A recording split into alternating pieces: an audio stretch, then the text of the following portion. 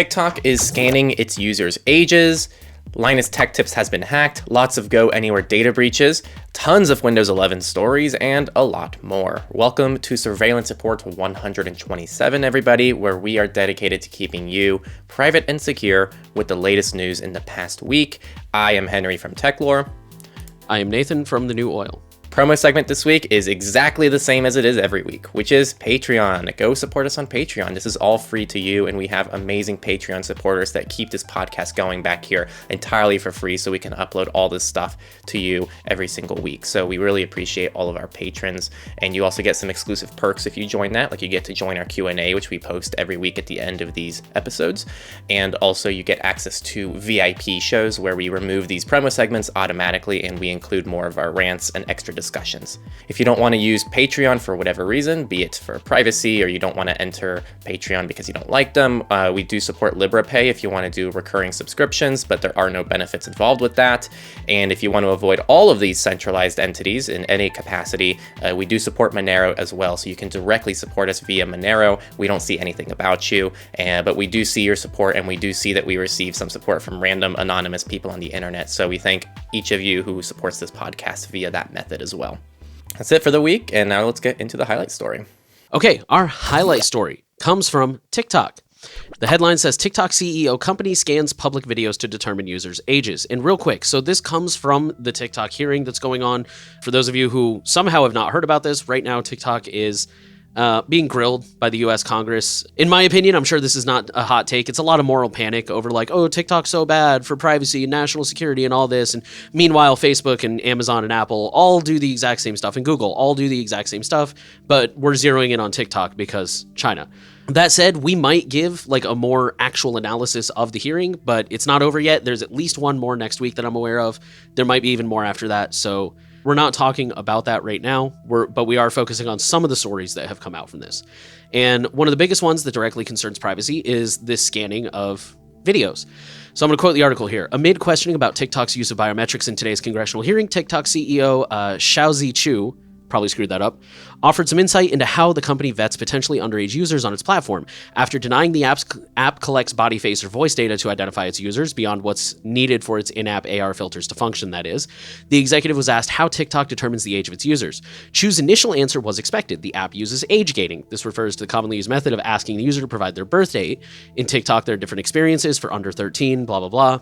The article goes on to say, as it turns out, TikTok is doing more than looking at the user's age that's entered into the text box. In the hearing, Chu added that TikTok scans users' videos to determine their age. And quoting Chu, he says, we have also developed some tools where we look at their public profile to go through the videos that they post to see whether, and then the congressman cut him off and the article continues from there. I think for more veteran listeners, this is probably not new. I think we have actually covered stories in the past about how TikTok does say in their terms of service that they will use the videos you upload to collect biometric data. So this is like the second video I've seen, or well, this is a post, but this is the second time I've heard from these hearings where I'm 99% sure he just straight up lied to Congress. I mean, there you have it, straight from the horse's mouth. They examine videos to try and determine age. I think that's kind of iffy. I'm sure we've all seen people who do not look their age, whether they look way older or way younger. So that's probably not a very reliable way of doing things. And of course, there's obvious privacy concerns with that.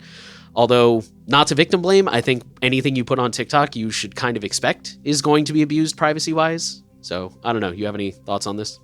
Not really. I think, like you said, for veteran listeners, they're going to be like, yeah, well, no duh. But maybe for constant TikTok users, they might have not been aware that, oh, wow, I didn't quite realize that TikTok was quite literally scanning every person that was being uploaded to it. And we don't really know to what extent they're using that data. Do they just check the age and then delete the data and not check it again until you upload your next video? I doubt that. And the reality is we don't really know internally everything they're using this biometric data for, how it's stored, how it's shared with third parties, what happens if TikTok actually gets, you know, what happens if there's some kind of business transfer and TikTok becomes some other entity? Like, do more people get this data? There's just such a lack of oversight and a lack of transparency behind this, which is why we need federal privacy regulation so that this kind of stuff just naturally takes care of itself. And so that like companies like Facebook, Google, Apple, and all these other crappy companies also have to follow the rules too. Because really the only reason we're targeting TikTok is because it's Chinese, as you said. So yeah, that's all I have to add.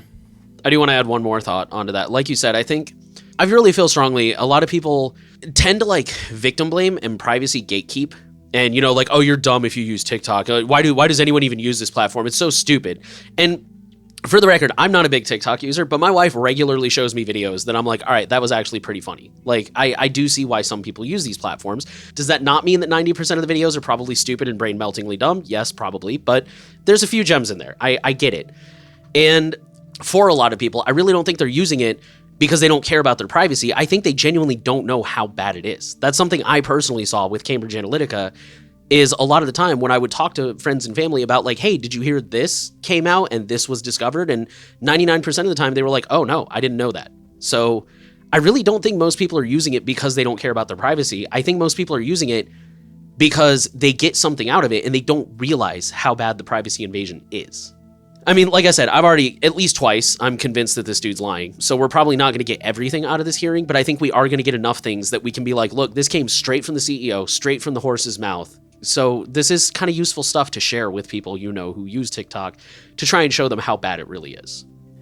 Yeah, and referring to the gatekeepers, I don't know how you can acknowledge these two things. How can you acknowledge that TikTok is privacy invasive, addictive, designed to keep you on the platform, designed to really like abuse human biology to keep people on the platform as long as possible? And then you also tell people, because of that, you're stupid for using it, you idiot, get off the platform, why do you use TikTok? Like, you're literally just not helping anyone by doing that. So if you're on Reddit especially, and you like people are like, how do I use Reddit or how do I use TikTok more privately? And then someone's in the comments going, why do you use TikTok? LOL. And it's like, dude, no help. Yeah, they're probably the same kind of people who like blame drug addicts, like, oh, just stop taking drugs. Like, that's so easy. Yeah, you idiot. I will say to their defense, like, there is a fine line. Like, obviously, when somebody's like, how do I use TikTok more privately? I don't think there's anything wrong with acknowledging, well, to be fair, you can't use it totally privately, but here are some things you can do to mitigate it a little bit. Right. It also just, I feel like it creates such an unwelcoming environment. If you're sitting out there, like, why would I go to a place where as soon as I get there, everybody's just going to be like, oh, you used to do that thing? You're a freaking idiot. You're a moron. Why would I feel welcome there? Reddit privacy communities.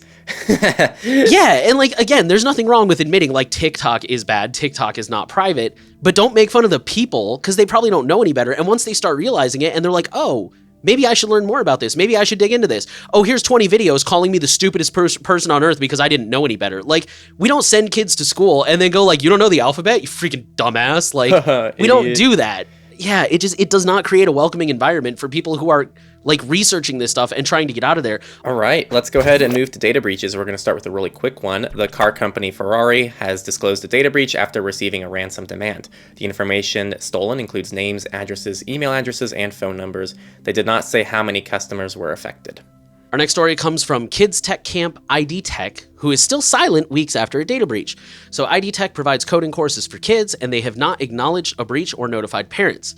News first broke in February after a cybercriminal claimed to have data for sale on the forum, including over 1 million records like names, date of birth, passwords stored in plain text, no wonder they're staying quiet, and 415,000 unique email addresses. Families found out because they started getting notifications from places like Have I Been Pwned, or places like Firefox and Bitwarden will pull from the Have I Been Pwned API to like let people know, hey, your email address turned up in a data breach, things like that. The company has declined all requests for comment. The closest they've come to an acknowledgement was saying that they are investigating. So that's very unfortunate. Clop ransomware claims Saks Fifth Avenue, their retailer, says that mock data was stolen. Saks Fifth Avenue is a luxury brand retailer serving the US, Canada, and parts of the Middle East. The company claims no real customer data was stolen. I don't know what real customer data means to them, but they have stayed quiet on corporate or employee data. So I'm guessing they did steal real corporate and employee data. Well, they're saying it was mock data, like it was testing data, the made up data that they used just to test the system. That's what they're saying. Okay. We'll see if that's true, because we've seen in the past that they claim it's mock data, and it turns out they did use some real data sets for mock data as well. So yep. I don't put anything past companies when they claim things about data breaches. But Clop likewise has not said what data was taken or how much. Saks Fifth Avenue says the data was mock data used to test customers' orders and whatnot. This is actually another Go Anywhere victim. Before I touch on that, this is actually the third breach now that Saks Fifth Avenue has had. And regarding the Go Anywhere situation, this is some internal tool that lots of companies are using. We've been covering these now for almost the last month. Every week we're hearing about a major company that uses Go Anywhere, which is pretty much an internal file transfer tool, I believe, right? I think so. That's what a lot of the articles said. Yeah, and so now, like, because of that one tool that companies are using, all these companies are getting hacked. So again, people, you got to minimize what you use, stay up to date, and especially if you're one of these massive companies, you have so much going on, it's probably hard to even manage what's going on internally. But if you're just an individual, you can definitely manage. Like I said, there's going to be a lot of Go Anywhere stories this week. So our next one comes from the city of Toronto, who has confirmed a data theft. Klopp has claimed responsibility. The article actually talks about a couple other Go Anywhere victims. It includes the Virgin Red from the UK, which is like the Virgin company, like Virgin Mobile, Virgin Airlines. Red is apparently their rewards program. And the Pension Protection Fund. Again, both of those are discussed further in the article. The city of Toronto has confirmed that they were breached, but claims that they have not had time to fully investigate, and therefore they haven't really said how many people were impacted or what data was stolen. And same thing, Go Anywhere, Procter & Gamble confirms the data theft via the Go Anywhere 0 day. Very few details so far, but they assured people that, again, no customer data or information like social security numbers, ID numbers, and financial details were stolen. But they did not say what was actually taken, so... Next, we have a not Go Anywhere leak, and this comes from OpenAI. ChatGPT payment leak was caused by open source bug. So this also ties into the past conversations bug, which I'll talk about in a second. We'll just roll these stories into one. OpenAI says that a Redis client open source library bug was behind Monday's ChatGPT outage and data leak, where users say they saw others' personal information and chat queries. They could also see other information about subscribers, like name, email address, payment address, last four of card number, and expiration date. So a little bit more serious than initially reported. Initially, they just talked about this ability to view past chat information, but now it also includes subscriber data. Again, of people that were not them. Actually, I'll go ahead and read it. So this comes from the other story, which, like I said, I'm just rolling them into one. This is also about ChatGPT. The ChatGPT interface typically features a sidebar that displays past conversations only visible to the users who had them. Several people are reporting that ChatGPT is showing them other people's histories viewable by a total stranger with a different account without doing anything differently. One user reported that they were not able to see the entire chat log, but just the different chat titles, which, based on the screenshot they showed, were kind of revealing. Like, one of them was... I don't know if they were all from the same user or like multiple users, but they were like conversations in Chinese, stuff about like a history of communism in China or something like that. So probably the same user, but still. As of Wednesday, the OpenAI CEO tweeted that this was caused by a bug in open source library and that it was now fixed. And it was down on Monday. So yeah, originally they reported that like we're seeing other people's chat history, and then it turned out we were also able to see some subscriber information, which is unfortunate, but these are new technologies, new services, these things happen. And I mean, at least they got it fixed quickly. So that's good. And the last data breach of the week, Lockbit ransomware gang now claims City of Oakland breach. So earlier this month, Play Ransomware took credit for ransomwaring the City of Oakland, California. Now Lockbit has also claimed credit and claims to be ready to leak the data on April 10th. Lockbit has been known to lie before, and Play has already leaked at least some legit data, so this might just be a publicity stunt that we are partially enabling, but we will see. Okay, with that, we'll move into companies. We're going to start with a big one that some of you have probably already heard about. Linus Tech Tips YouTube channel has been hacked by crypto scammers. So earlier this week, what was that, like Tuesday, I think? Linus Tech Tips YouTube channel got hacked. The banner and name were changed, and a live stream was streamed encouraging viewers to invest in a crypto scam, the kind where like you send me Bitcoin and I'll double it and send it back. The live stream was actually, if I understood the article correctly, it was a replay of an online talk that Elon Musk gave. So, and if you want to know more about this, Techlore Talks just put out a video, like a day ago? So yeah, this leak actually happened within the last couple of days. This is super recent from today. Yeah, you guys got that video out real fast. Oh yeah, we have to. There was no Linus Tech Tips SEO on YouTube. Anyone types in Linus Tech Tips, their channels are gone, and we come up. So that's fair. But yeah, you guys dove into it. Damn. You guys dove into it. I think now Linus Tech Tips is back up and running, and I think they've already done a postmortem, right?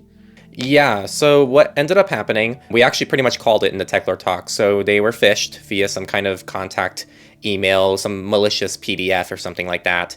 And then that pretty much stole cookies from their browser, and then they were able to log in via that. And it's such a textbook YouTube takeover, and it's so embarrassing for LMG. Linus Media Group has over 100 employees. And like the fact that they don't have preparation for stuff like this, that they casually allow someone to download a PDF onto a device that they also use to log in to their creator studio is mind-boggling to me. It's so clear that they treat security like amateurs in that organization, which makes no sense to me given how massive they are. how this is not the first time they've been hacked, and how I don't know, it's just mind-boggling to me. And I'm not trying to victim blame, because this is kind of YouTube's responsibility to make sure creators are safe, but this was kind of embarrassing to watch unfold, to be honest. Yeah, I was going to say, in addition to your video and Linus's post-mortem, if you also want more information, Jonah wrote a really good blog on Substack about the role that YouTube played. And he did mention, like, here's what Linus could have done better, but also here's all the different points of failure where, like, for example, why were they able to change the name and the banner of the channel without a second prompting of the password? Why were they able to select all and delete all videos? Like, those are the kind of behaviors that should be a red flag that YouTube should prompt you for a second, login or something like that. So, yeah, between those three sources, I'm pretty sure you guys can find more information about this than you ever could have wanted to know. Yeah. Up next, Windows 11 snipping tool privacy bug exposes cropped image content. Acropolis we covered last week, and this was a Pixel-specific bug where you can undo the crop on Pixel devices, but now they're coming after Windows 11. Pretty much this affects the official Windows snipping tool, which if you've used Windows, there's like an official snipping tool. The article contains visual examples of both the images and the metadata that are still stored. Microsoft is aware of the issue and investigating a fix. Our next story also comes from Windows 11, and this concerns the Local Security Authority protection, which is kind of a new thing they just rolled out. I think, if I remember correctly, I didn't put it in the show notes, but I think LSA is very similar to like verified sign. It ensures that only things that are signed as legitimate, which for the record, there's ways to get around that, but typically only things that are signed as legitimate can be installed at a privileged level. It rolled out recently, and since then, users report seeing a warning that LSA is not enabled, even though it was toggled on. I'm actually a victim of this bug, because like I got the update and I was like, oh cool, LSA, yeah, let me go turn that on. And I rebooted my computer like it told me to, and it's still, even now, like right now, I can look at it and see it right there in the corner. LSA is, yeah, local security protection is off, your device may be vulnerable. So Microsoft has confirmed that this is a bug with Windows Defender. At this time, there is no fix. They are looking into it. They are planning to roll out a patch. They just haven't done so yet. And they have confirmed that if you enabled LSA and rebooted at least once, it's on. Even if it says it's not, it is on. And there are additional ways to verify that the article goes into. So if you're like me, go ahead and check that out. Just double check and confirm that yes, it is on, even though it says it's not. The last company news comes again from Windows. This is the last story. Windows 11 gets phishing protection boost and SHA-3 support. This is a new enabled by default feature, the phishing protection, that warns you not to reuse passwords or store them in plain text or type them into sites Smart Screen tags as malicious.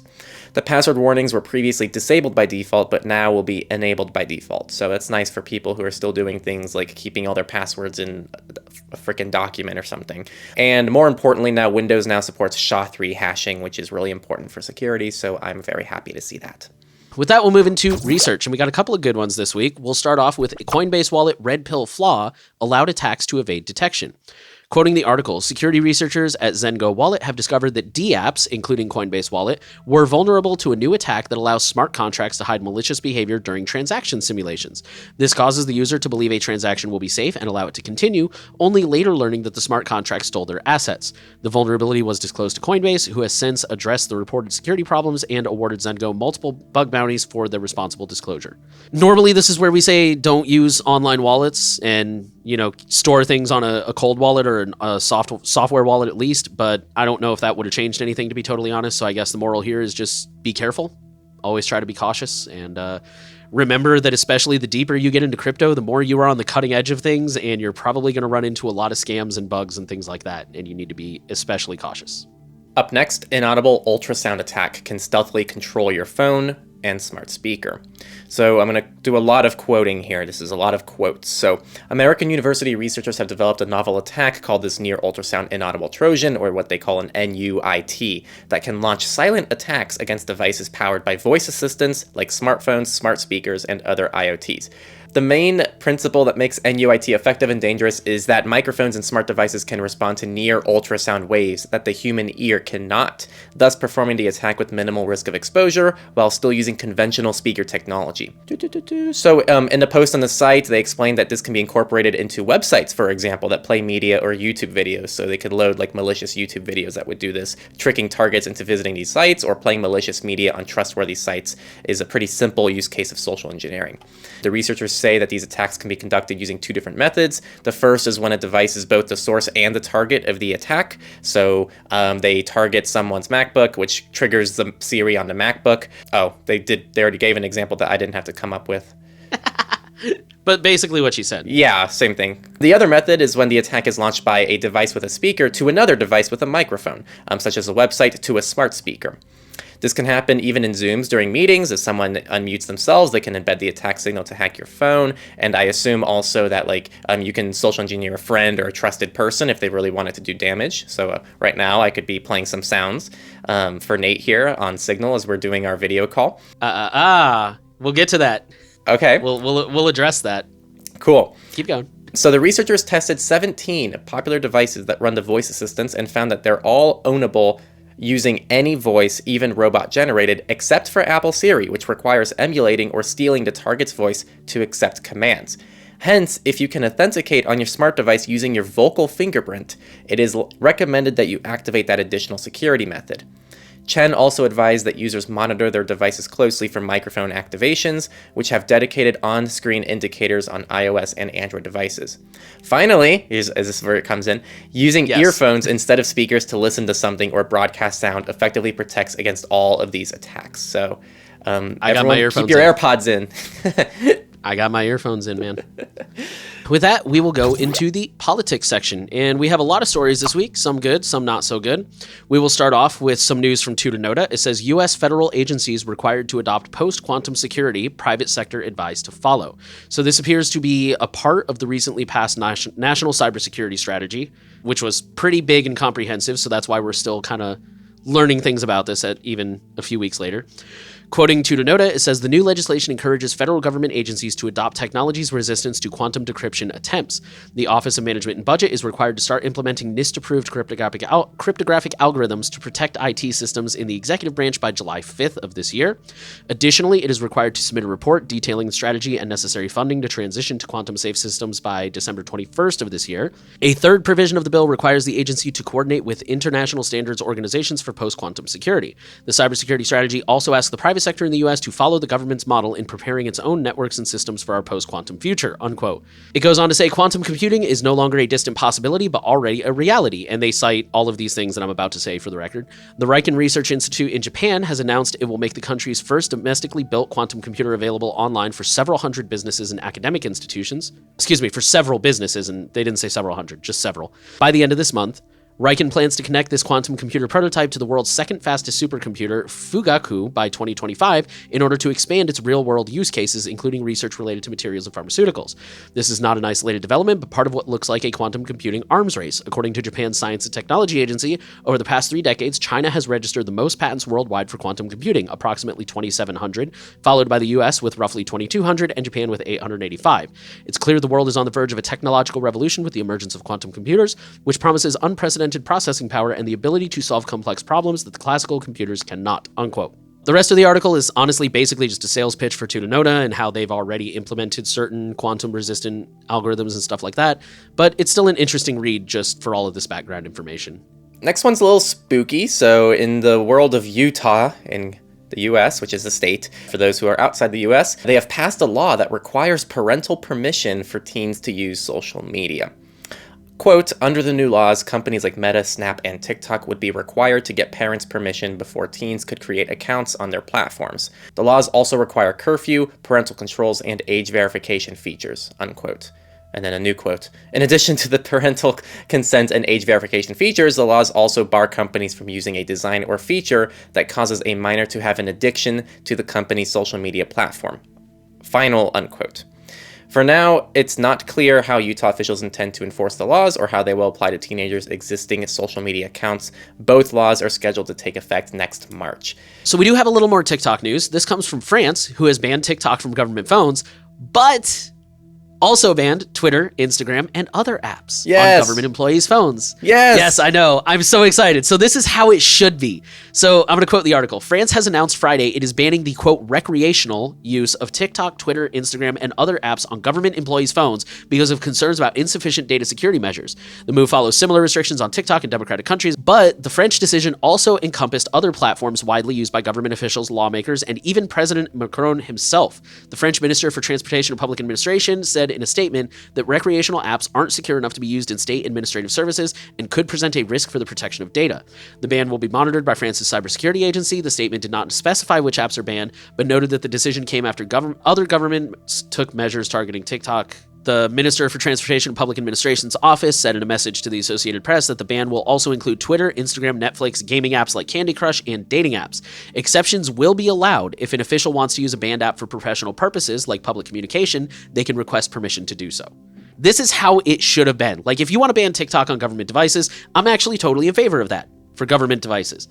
But let's not play favorites here. Facebook is bad, Twitter is bad, Google is bad. It's all really bad. So yeah, if you need it, like if you're, part of the PR department and you need to issue Twitter statements, then okay, obviously you should be approved, maybe even a separate device just for that purpose. But overall, yeah, we should not be playing favorites and only banning TikTok. So yeah, good job, France. You did something right. Next story, Meta. Facebook manager was hacked with spyware and wiretapped in Greece. I refuse to call them Meta. I want everyone to still know it's Facebook. A US and Greek national who worked on Meta's security and trust team while based in Greece was placed under a year-long wiretap by the Greek National Intelligence Service and hacked with a powerful cyber espionage tool. The disclosure is the first known case of an American citizen being targeted in an EU country by the advanced snooping technology, and it demonstrates that the illicit use of spyware is spreading beyond the use by authoritarian governments against opposition figures and journalists, and has begun to creep into European democracies, even ensnaring a foreign national working for a major global corporation. The article goes on to discuss Greece's recent series of scandals surrounding spyware, in this case Predator. This is definitely a good read. It's short and it's good to be aware of it. And if I remember correctly, Greece was the one that was denying that they ever used spyware despite overwhelming evidence that they were. And then they were saying it was the previous administration that was using it, not them. And there's this whole mess of them pretty much outright denying that they've ever even heard of spyware before. Oh, we never even heard of it before. Unfortunately, our last political story is more bad news. It says France sets EU precedent with 2024 Olympic surveillance arsenal. The French government wants to experiment with large-scale, real-time camera systems supported by an algorithm to spot suspicious behavior, including unsupervised luggage and triggering alarms to warn of crowd movements like stampedes from the mega sporting event next year. In case you guys didn't know, because I just found out, apparently France is hosting the 2024 Olympic Games. So that's what this is in reference to. The plan has been met with, no longer quoting, the plan has been met with a lot of pushback, both by civil rights groups and politicians, so this is not like a bipartisan thing, for fear that it will set a precedent for the future of the Olympic Games and that this kind of surveillance will just become normal at the Olympics from now on, which, to be honest, Olympic surveillance is probably already pretty high, but why make it worse? Now, FOSS, free and open source news. Docker is deleting open source organizations. So Docker is pretty much this way of self-hosting many different programs. So earlier this month, Docker sent an email to any Docker Hub user who has created an organization, telling them their account will be deleted, including all images, if they do not upgrade to a paid team plan. As far as we know, this only affects organization accounts that are often used by open source communities.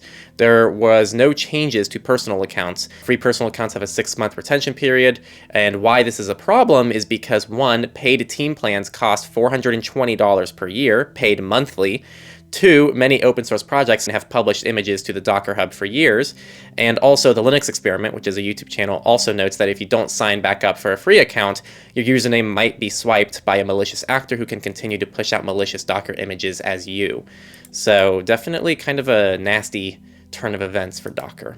And for the record, remember that, $420 for a year is not an outrageously high amount, but a lot of these open source projects, especially the smaller ones, are living entirely on donations and may only make at most a couple $1,000s a year. So, I mean, when a quarter of your income is going towards just publishing something that used to be free, it's pretty problematic. Hey guys, Nate here from the not so distant future with a quick update. When I went to go pull screenshots for this article just now, I noticed there was an update that says that Docker has actually rolled back this decision, presumably due to all the negative press and backlash that this has brought. And they've issued an apology, more so over their communication rather than the actual decision. But either way, they've rolled that decision back. So I think that's good news. So our next article says GNOME 44 is released. GNOME is a desktop environment, for those who don't know, for Linux. For those who care, GNOME 44 is out. They have introduced a GTK4 port of Epiphany, which is their web browser, a file chooser grid view for apps that use standard GTK file chooser, as well as support for adding a WireGuard VPN directly from the network panel. Yeah, a lot of new fixes. I think, not to harp on him too much, but the Linux Experiment, I think he also did just put out a GNOME 44 review this past week showing all the changes and upgrades and everything. So if you want to learn more, I recommend checking that out. And now the misfits. So Afroman, which is supposedly a hip-hop artist, Afroman was sued by law enforcement officers who raided his home. So in August of 2022, the Adams County, Ohio Sheriff's Office raided the rapper's home with a warrant looking for drugs, I don't even know what that word is. Paraphernalia? Paraphernalia? I don't know what that is. That's like accessories like bongs, bowls. Oh, got it. Like paper to roll weed, things like that. Got it. And they were also looking for evidence of trafficking and kidnapping. However, no such evidence was ever found for any of these things, and no charges were ever filed. Afroman took footage of the raid from his home surveillance cameras and used them in subsequent songs about the event. So now the police are claiming that this violates their privacy and that they are owed royalties from the work from his entire brand. They also claim that they have suffered emotional damage like humiliation and ridicule. Our next story is interesting. It says General Bytes Bitcoin ATMs hacked using 0-day, $1.5 million stolen.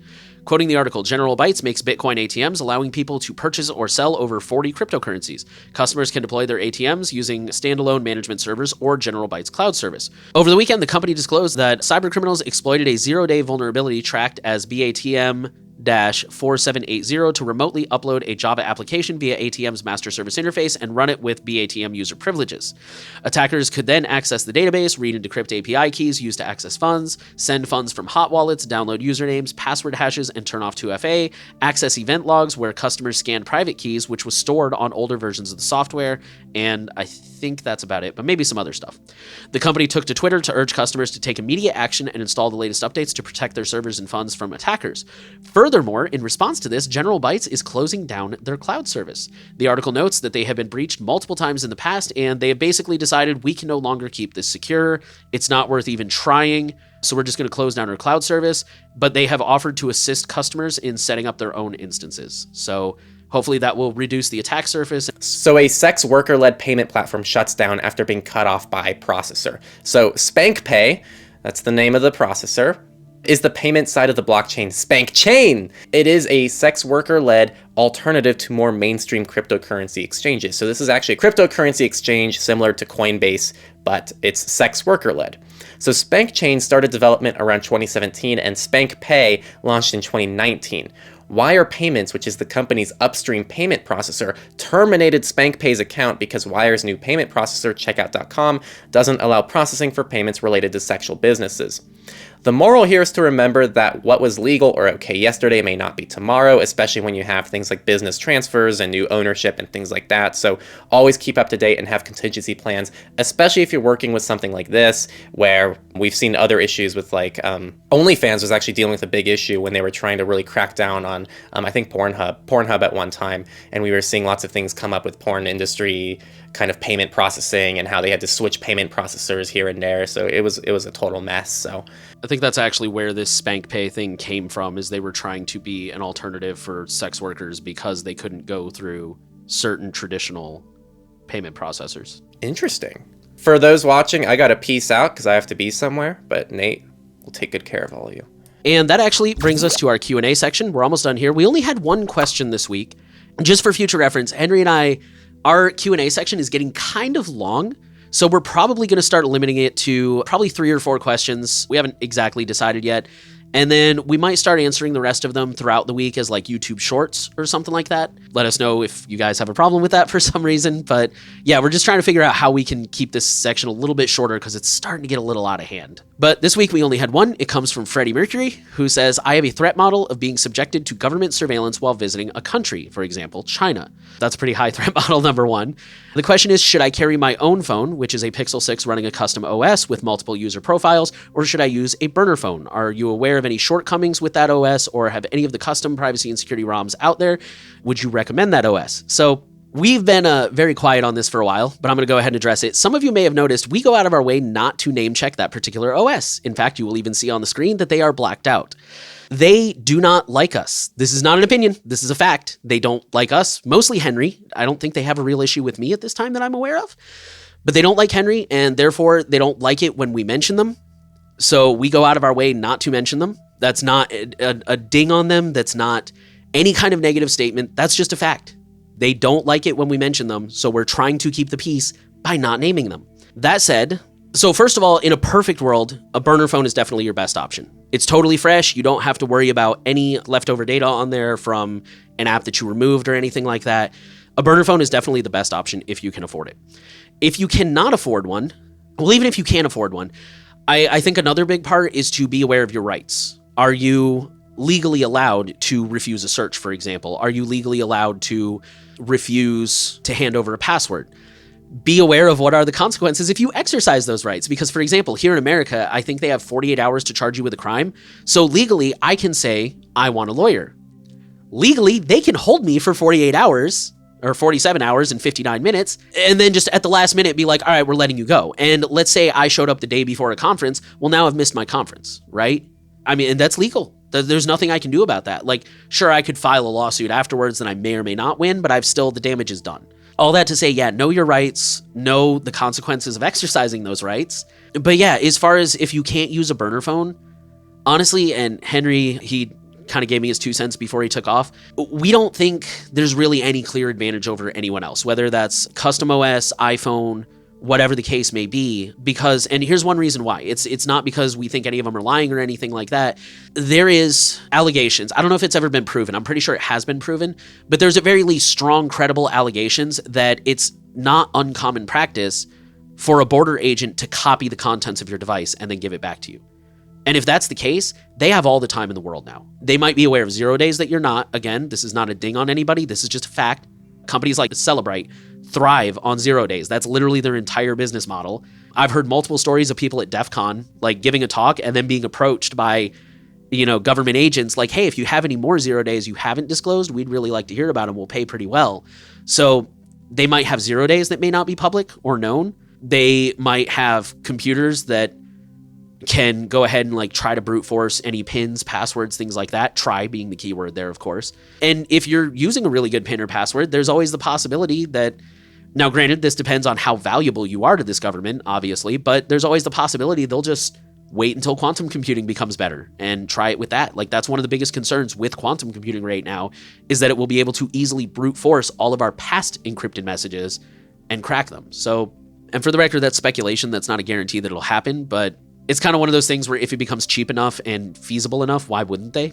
Not so distant future Nate here with one more quick addition. I forgot to mention Henry's opinions, which Henry wanted to point out that regardless of what OS you use, no matter how advanced it is at this point in time, there's really nothing to protect you from cell phone tracking and things like that, like cell tower location tracking and things of that nature.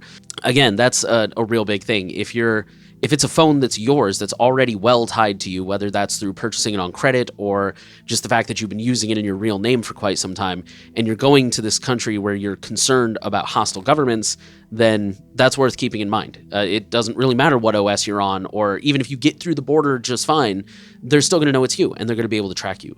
So anyways, all that to say, I do think all the common advice still applies. I think you should use strong passwords, maybe disable pins, maybe even disable biometrics, remove whatever you can from the phone so that there's as little as possible on there, make sure that you're updated, just all those kind of things. As far as picking one particular OS over another, definitely the stronger the better. I mean, I would recommend iPhone over Lineage any day because Lineage has several known shortcomings. But other than that, I mean, it's only going to do you so much. And obviously that's not a reason not to try, but it's just something to be aware of. Burner phone would definitely be the best option. But short of that, there's so many variables, it's really hard to say if one is obviously better than the other. Instead, I would focus on trying to make sure that there's nothing they can copy from the device. So maybe, I don't know a lot about user profiles. I personally wouldn't rely on them. I would just wipe everything you can off the device, maybe even factory reset it, put everything in the cloud, and then re-download it when you get there. That's what I would do. Okay, and that's all we had for this week. TikTok was scanning users' ages using biometric data. Again, that hearing is ongoing, so I'm sure we will hear more about it and have more updates for you guys in the future. Linus Tech Tips got hacked. If you're interested, go check out some of the more resources about that and learn how to prevent it from happening to you. Tons of Go Anywhere breaches. I guarantee you we'll have more next week, and some Windows 11 news. Pretty busy week. Our promo segment, again, we want to remind you guys, if you sign up on Patreon, you can ask us questions, you can get an ad-free segment, you'll get to hear some more of our thoughts on some of these stories, stuff like that. If you want to support us, but you're not really interested in Patreon, we have LibrePay, and you don't get any rewards from that, but it's a little bit more privacy respecting, and it's still an ongoing, recurring way where you don't have to think about it, it's automatic. And of course, if you want maximum privacy, we have Monero, which is an anonymous cryptocurrency, and we don't see anything about you, but we do see those contributions, and we thank you very much. And also, it's been a minute since we mentioned it, so I just want to throw it out there for Monero. Monerotopia is coming up. It's like a month away. It's right around the corner. Super excited. So go ahead and get your 10% off tickets, and we'll see you guys there. Well, I will see you guys there. Thank you for listening to Surveillance Report, and the final thing we want to ask of you, as always, is to share the podcast around. Make sure you are subscribed. Give us a rating if you're on a platform where that is an option. We are trying to reach as many people as possible with the message of privacy, and you can help us do that. So thank you again for listening, and we will see you next week.